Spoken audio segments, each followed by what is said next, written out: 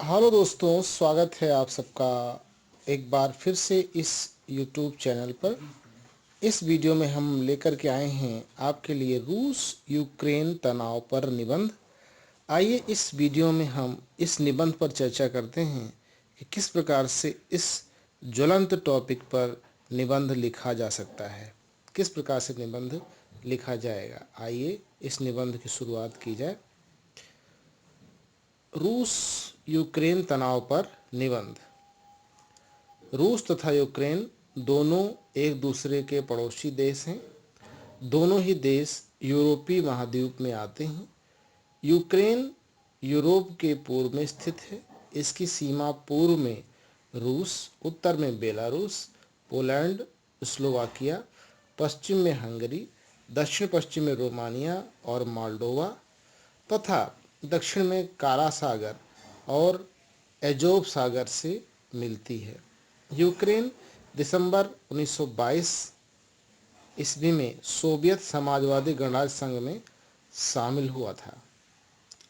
1991 ईस्वी में सोवियत संघ के विघटन के बाद यूक्रेन एक स्वतंत्र देश बना।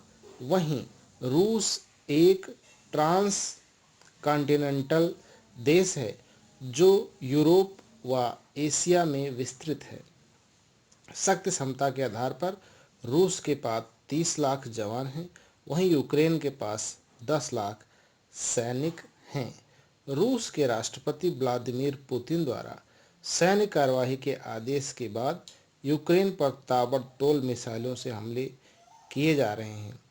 रूस ने यूक्रेन के कई सैन्य ठिकाने को तबाह कर दिया है। रूस व यूक्रेन के बीच युद्ध की स्थिति 2014 से बनी है। सोवियत संघ के विघटन के बाद यूक्रेन ने अपनी स्वतंत्रता प्राप्त की और इसके डिजाइन और स्वतंत्रता प्राप्त की। इसके डिजाइन और उत्पादन के महत्वपूर्ण साधनों के साथ साथ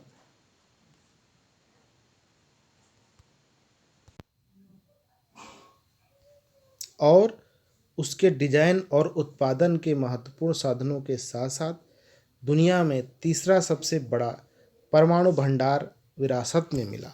वर्तमान समय में रूस व यूक्रेन की सेनाएं आमने सामने हैं। इस युद्ध के कुछ प्रमुख कारण इस प्रकार से हैं। यूक्रेन 1991 से पूर्व रूस का ही हिस्सा था।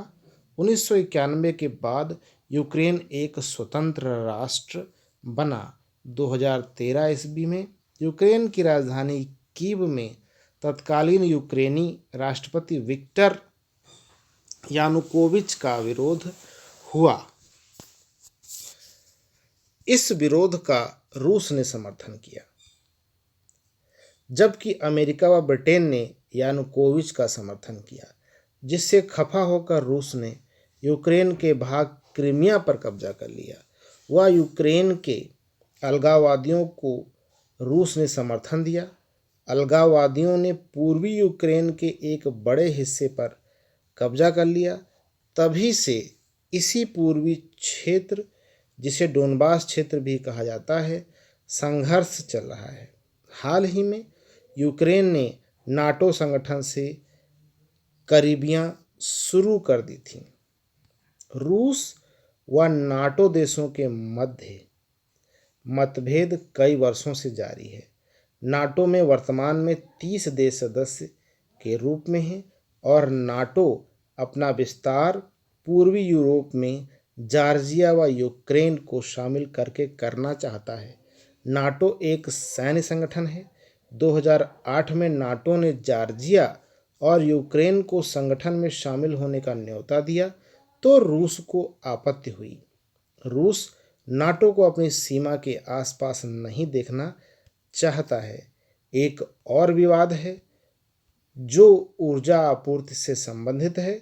सोवियत पश्चिमी यूरोप तेल व गैस पाइपलाइन यूक्रेन के माध्यम से चलती है।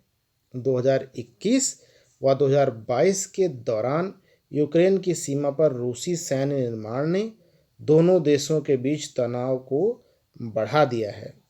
गुरुवार सुबह दिनांक 24/2/2022 को व्लादिमीर पुतिन के यूक्रेन के खिलाफ सैन्य अभियान का आदेश देने के बाद यूक्रेन में 137 नागरिकों की मौत हो गई, जिसमें सैनिक व आम नागरिक शामिल हैं।